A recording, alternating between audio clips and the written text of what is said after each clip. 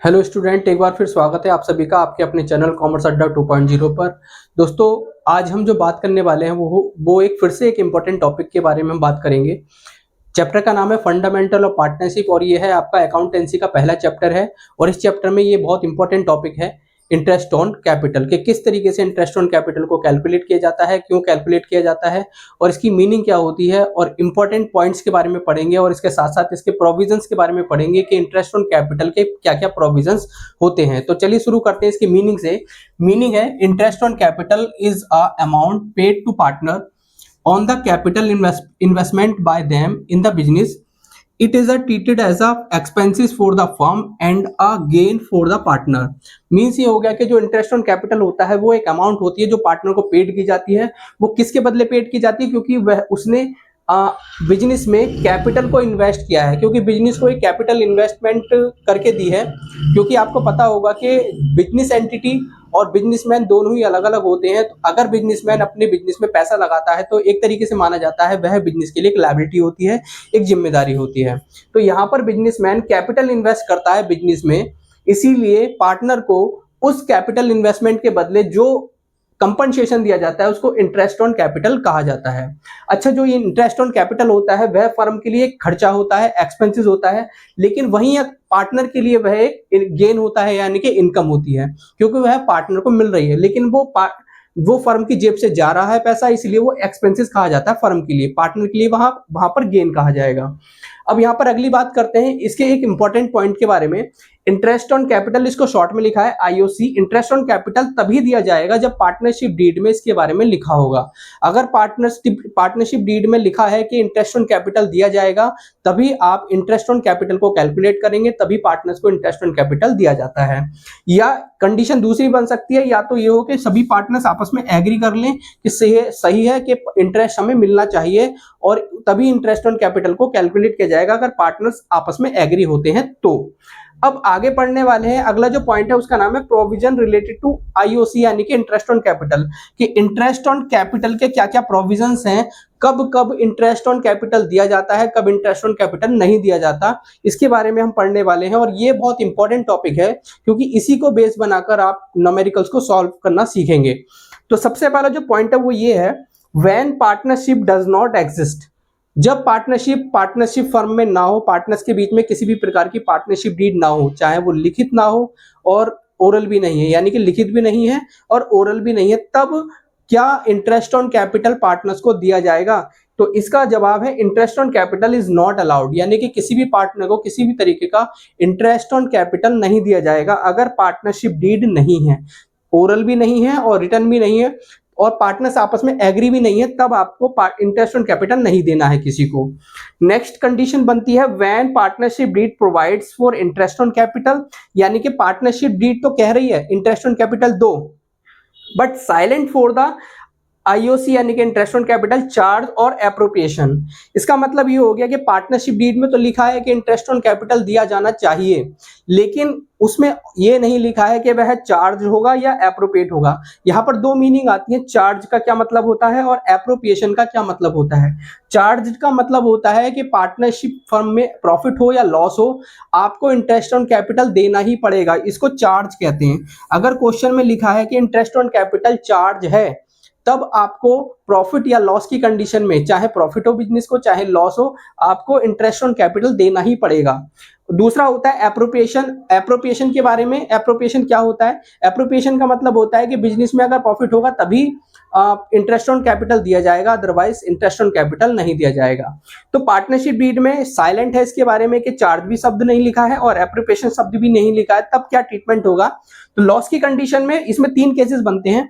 तीन केसेस में क्या है कि पहला केस है जब लॉस होता है बिजनेस को, यानी कि पार्टनरशिप डीड में नहीं लिखा है, साइलेंट है कि एप्रोप्रिएट है या चार्ज है, और फर्म को हो गया लॉस। तो लॉस की कंडीशन में आप किसी भी प्रकार का इंटरेस्ट ऑन कैपिटल नहीं देंगे, नॉट अलाउड होगा। दूसरा केस बनता है प्रॉफिट इज इक्वल टू और मोर देन आईओसी, यानी कि इंटरेस्ट ऑन कैपिटल से या तो प्रॉफिट इक्वल हो, बराबर हो या आईओसी से ज्यादा हो। यानी कि इंटरेस्ट ऑन कैपिटल सपोज कर ले रहे हैं, एक एग्जांपल लेंगे, एग्जांपल की मदद से हम समझेंगे कि सपोज 30,000 रुपीज का फर्म को प्रॉफिट हुआ और जो इंटरेस्ट ऑन कैपिटल दोनों पार्टनर्स को मिला के देना है वो 20,000 रुपए का देना है, तो 30,000 रुपए में से 20,000 का इंटरेस्ट ऑन कैपिटल दिया जा सकता है। तो ये कंडीशन तब आती है। तो यहां पर क्या है कि अगर प्रॉफिट इक्वल होता है या मोर देन यानी कि ज्यादा होता है बिजनेस को, तब आप आईओसी यानी कि इंटरेस्ट ऑन कैपिटल देंगे। ठीक है, एक दूसरी कंडीशन ले लेते हैं, जैसे 30,000 का प्रॉफिट हुआ और 30,000 का प्रॉफिट हुआ और हमारा जो इंटरेस्ट ऑन कैपिटल है वो भी 30,000 बैठ रहा है। 30,000 का प्रॉफिट हुआ और 30,000 ही हमें इंटरेस्ट ऑन कैपिटल देना है, तब भी हम आईओसी यानी कि इंटरेस्ट ऑन कैपिटल देंगे। ठीक है, नेक्स्ट थर्ड केस है आपका profit is less than IOC. कभी कभी होता है कि प्रॉफिट हमारा कम होता है लेकिन इंटरेस्ट ऑन कैपिटल ज्यादा देना है। तो कंडीशन यहां पर देख लेते हैं एग्जांपल की मदद से, कि एग्जांपल लेंगे कि हमने देखा कि प्रॉफिट हमें 20,000 का हुआ और जो इंटरेस्ट ऑन कैपिटल देना है वो हमें 30,000 रुपए देना है। तो यहाँ पर प्रॉफिट कम हो रहा है और आईओसी यानी कि इंटरेस्ट ऑन कैपिटल हमें ज्यादा देना पड़ रहा है। तो इस कंडीशन में क्या करेंगे, यानी कि पार्टनरशिप डीड तो कह रही है कि इंटरेस्ट ऑन कैपिटल देना है, लेकिन हमें इंटरेस्ट ऑन कैपिटल कितना चुकाना पड़ेगा, 30,000, लेकिन प्रॉफिट कितना हुआ 20,000, तो हमें 10,000 रुपए कहां से आएंगे। तो इस कंडीशन में जितना प्रॉफिट हुआ है उतना ही हमें इंटरेस्ट ऑन कैपिटल देना पड़ता है। आप पूरा 30,000 रुपए नहीं देंगे, इसमें सिर्फ हम 20,000 रुपए देंगे और ये उनके जो इंटरेस्ट ऑन कैपिटल का जो रेशो होगा उसके रेशो के अकॉर्डिंग देंगे। जैसे ए और बी दो पार्टनर हैं, एक का इंटरेस्ट ऑन कैपिटल 10,000 रुपए बैठा है और दूसरे का 20,000 रुपए, तब ये टोटल मिला के 30,000 रुपए हो रहा है।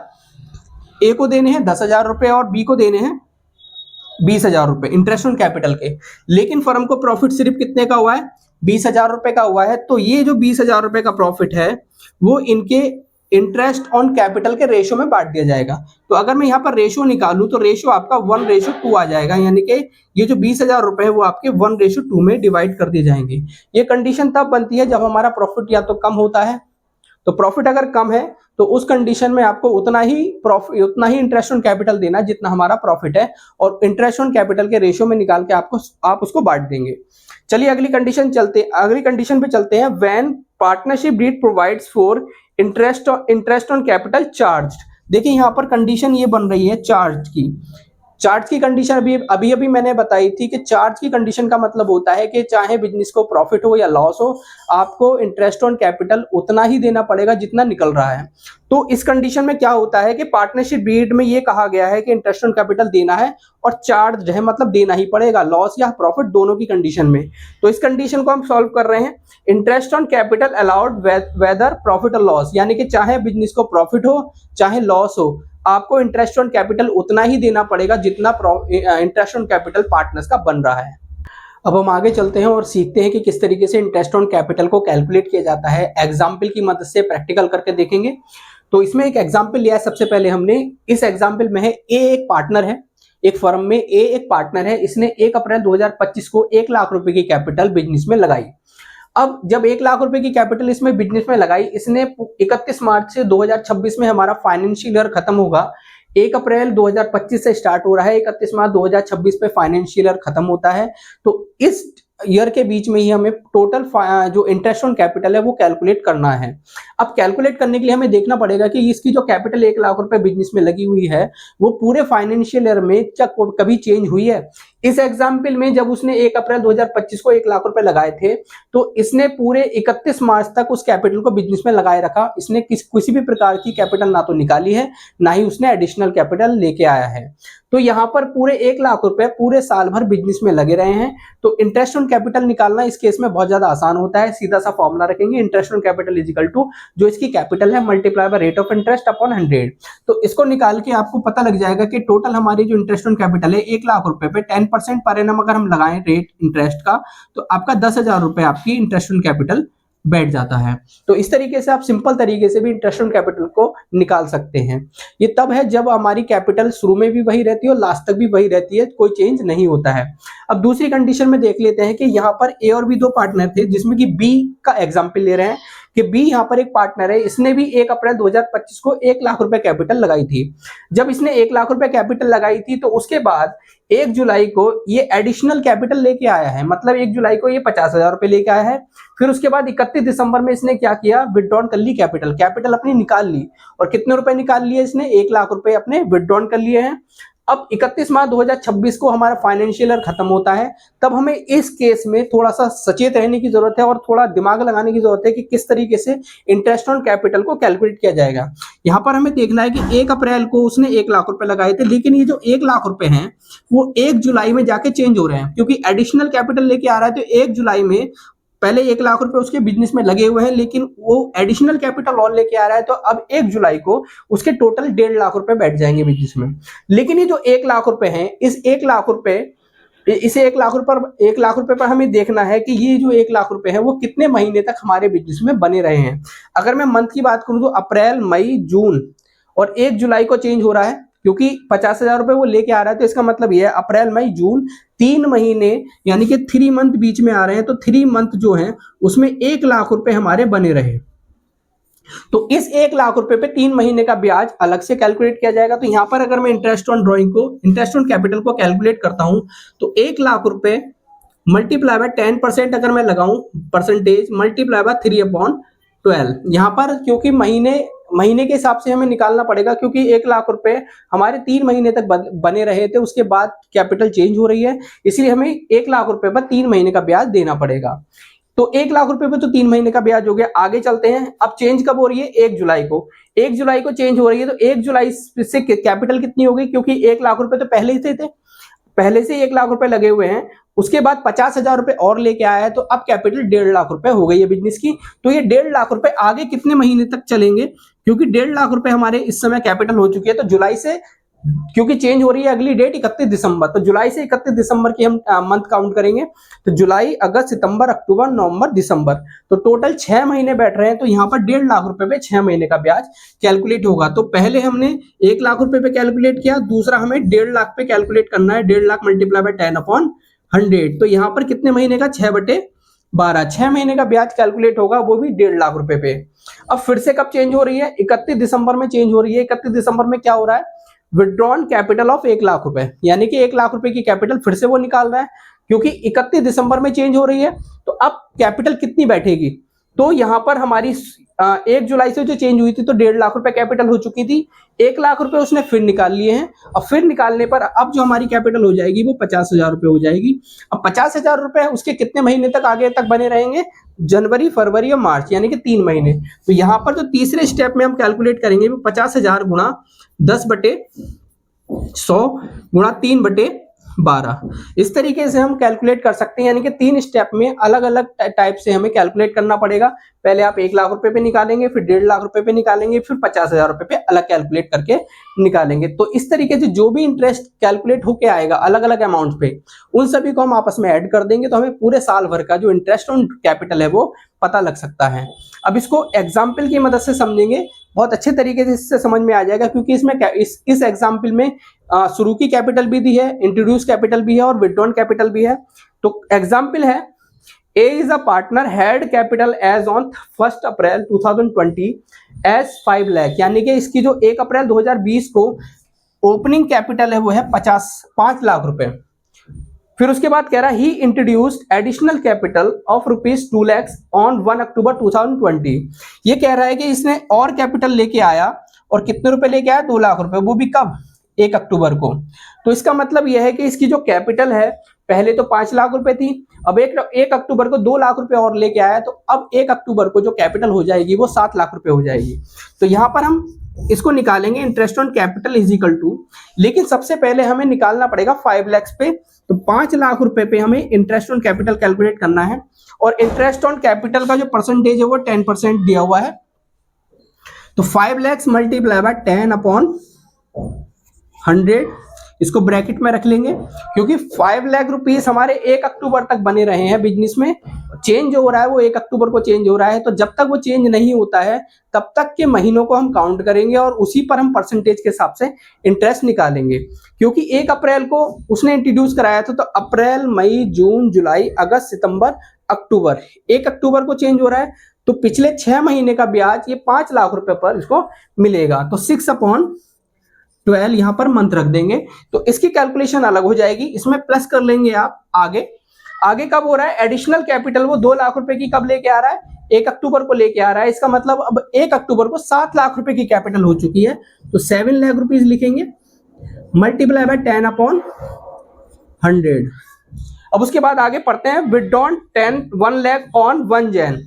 इसने 1 लाख रुपए कब निकाल लिए हैं, 1 जनवरी को निकाल लिए, यानी कि 7 लाख रुपए 1 अक्टूबर को हुए थे, लेकिन फिर इसने क्या किया, 1 जनवरी को 1 लाख रुपए और निकाल लिए फर्म से। अब फर्म से जब 1 लाख रुपए निकाले हैं तो 1 अक्टूबर से 1 जनवरी तक कितने महीने हो गए, अक्टूबर नवंबर दिसंबर, यानी कि 3 महीने हो गए। 3 महीने तक तो 7 लाख रुपए मेरे ये बने हुए थे बिजनेस में। तो इसका मतलब ये 7 लाख रुपए पर 3 महीने का ब्याज अलग से लगेगा प्लस। इसके आगे और बढ़ते हैं, इसने 1 लाख रुपए जब 1 जनवरी को निकाले हैं, तो अब पहले 7 लाख रुपए थे बिजनेस में, अब 1 लाख रुपए जब निकाल लिए हैं तो अब 6 लाख रुपए बिजनेस में बने हुए, तो 6 लाख रुपए पे अलग ब्याज लगेगा। तो 6 लाख मल्टीप्लाई बाय 10/100। अब ये जो चेंज हो रहा है वो कब हो रहा है, 1 जनवरी को चेंज हो रहा है। तो इसका मतलब 6 लाख रुपए 1 जनवरी से चेंज हो रहे हैं। तो जनवरी के आगे के मंथ आप काउंट करेंगे, जनवरी फरवरी और मार्च तक, यानी कि 3 महीने का ब्याज इस पर अलग निकलेगा। अब इसको सॉल्व कर लेते हैं। सॉल्व करने पर क्या क्या पता लगता है, 2 जीरो से 2 जीरो गए,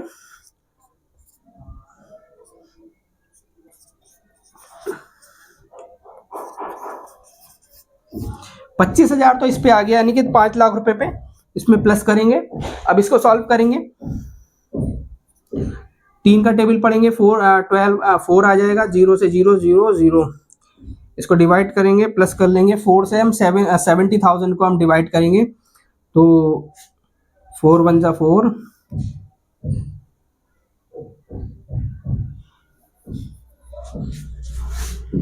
70,000।